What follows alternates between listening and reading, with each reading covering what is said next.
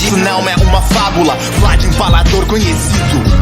Acreditava em Deus, mas estava totalmente enganado. No momento necessário, ele não estava do meu lado. Quando chegou minha morte, eu tomei uma decisão. Uma poça de sangue no chão foi minha salvação. Um vampiro eu sou então, meu irmão, isso não negue não. Tu já sabe minha função, tu tá fudido na minha mão. Não venha descer mal, não quero ouvir reclamação. Quando eu te deixar no chão com meu selo de restrição. Mas pra conquistar todo mundo vão encarar.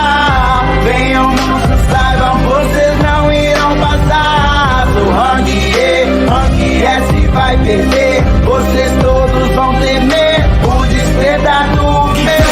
E acredito em mim, com punhos de fogo no meu sonho sem fim. Siga em frente e acredito em mim, com punhos de fogo no meu sonho até brilhar como o sol. Até brilhar como o sol. Como o sol, yeah. Siga em frente. Ace, podcast Ace, imperador das chamas. Aceito como filho do lendário Barba Branca. Mas como Falcão, eu vou voar pelo mar até fechar. Ninguém pode escapar da minha visão. Hawk, horas de Falcão. Com minha espada eu vou esperar achar alguém pra me superar. Ninguém pode escapar da minha visão. Hawk, horas de Falcão. Acredita, todos na minha vida vão conhecer o meu jeito ninja. Vou me tornar uma lenda viva. Eu sou a criança da profecia. Eu não sei o que é desistir. Com mil motivos pra chorar, eu ainda vou escolher sorrir. Eu estou aqui, ainda não me rendi. Eu tenho um sonho e eu não paro até conseguir. Seja o impacto. Ninguém pode controlar seringa, mas controla aquilo que tá mistura. O de Yuri, fiz apenas eu. De monstros toda Katsu.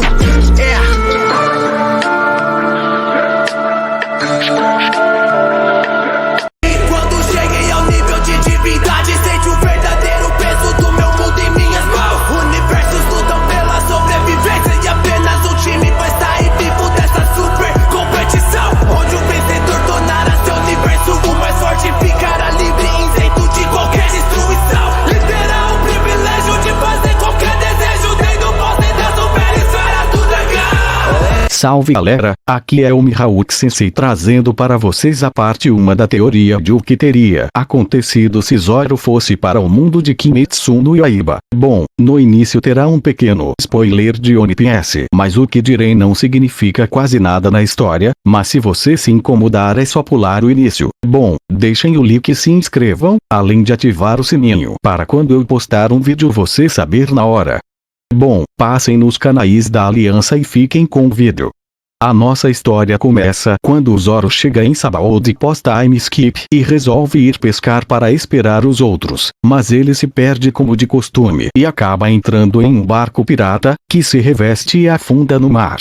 Então nessa hora o Sanji chega procurando o Zoro e vê ele afundando em um navio.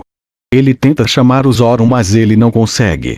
Embaixo da água o Zoro pega uma de suas espadas e corta o navio ao meio, mas aqui diferente da história original, logo após ele fazer isso, o Rei do Mar aparece e ataca o Zoro, que como estava debaixo da água, estava bem mais fraco e é acertado por um golpe do monstro, que logo após é golpeado novamente.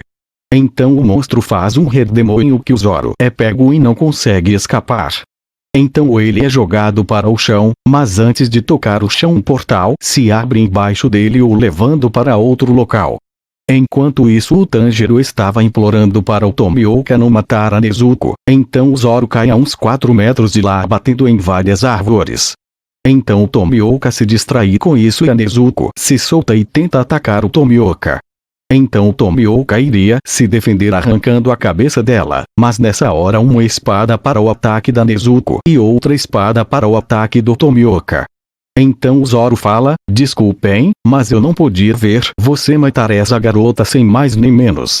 Então a Nezuko vai correndo em direção ao Tanjiro e o Tomioka fala, droga, ela vai matá-lo, mas ao invés disso ela abraça seu irmão. Então o Tomioka fica muito surpreso e fala, como isso é possível? Um demônio não deveria ter sentimentos humanos. Então o Zoro fala, como assim demônio? Aquela garota, Então Tomioka guarda a sua espada e fala, sim, mas isso é muito incomum de se acontecer. Quando alguém vira um demônio, essa pessoa perde todos os sentimentos. Então a Nezuko desmaia nos braços do Tanjiro novamente e o Tanjiro fala para o Tomioka, viu, ela não vai ferir ninguém, por favor, não a mate, ela é tudo que restou da minha família. Então Tomioka fala, então vamos fazer um trato, se você conseguir fazer ela ficar do bem ela pode ficar viva tranquilamente, mas se ela encostar um dedo em um humano inocente ela será caçada como todos os outros. Então o Tanjiro fala, trato feito, ela nunca irá ferir ninguém. Então o Zoro fala, espera ai, o que está acontecendo, alguém poderia me explicar? Então Tomioka diz, aquele garoto perdeu toda a família dele para um demônio, mas esse demônio transformou a irmã dele em um demônio também, e eu vim aqui para caçá-la, já que ela foi taxada como um demônio normal. Então o Zoro fala, mas taxada por quem? Então Tomioka diz, pela organização dos caçadores de demônio. Então ele explica tudo que o Zoro precisava saber sobre os caçadores de demônio. Então o Zoro fala, então esses demônios são malignos, de dia eu vi não tinha isso, tinham fantasmas, mas era por conta da Perona. Então Tomioka diz, como assim?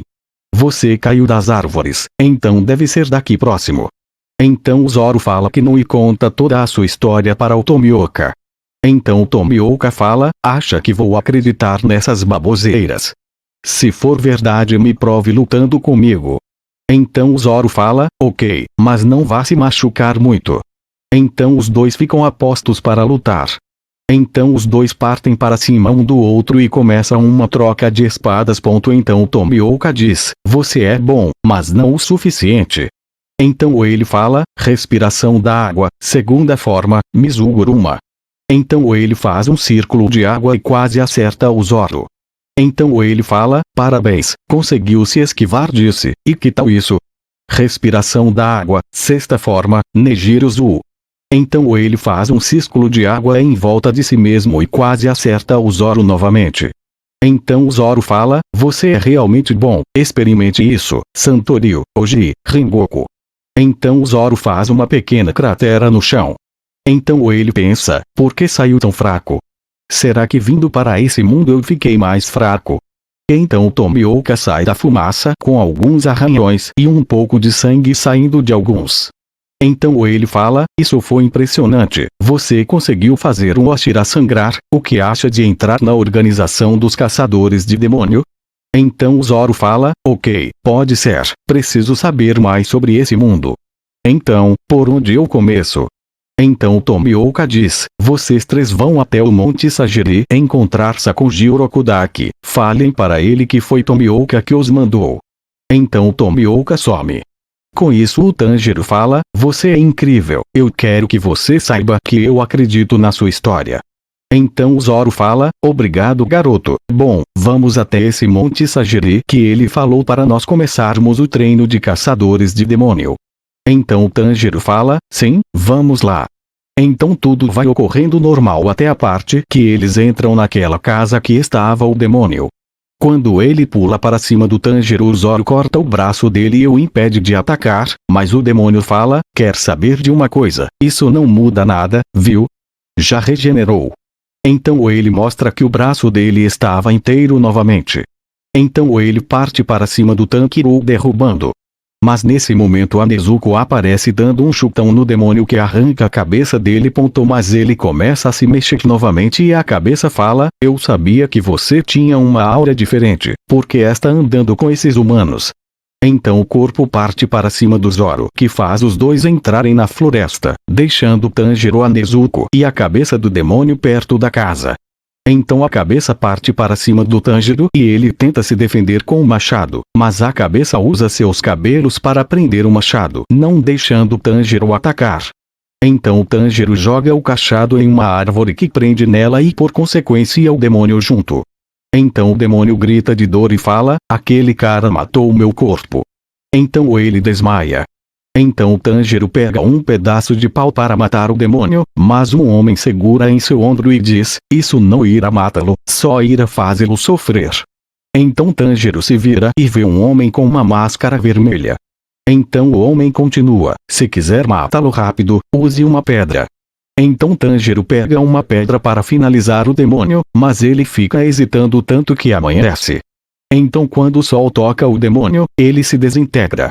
Enquanto isso o Zoro estava perdido da floresta tentando ir ao encontro de Tanjiro, e ele consegue no momento que o demônio se desintegra.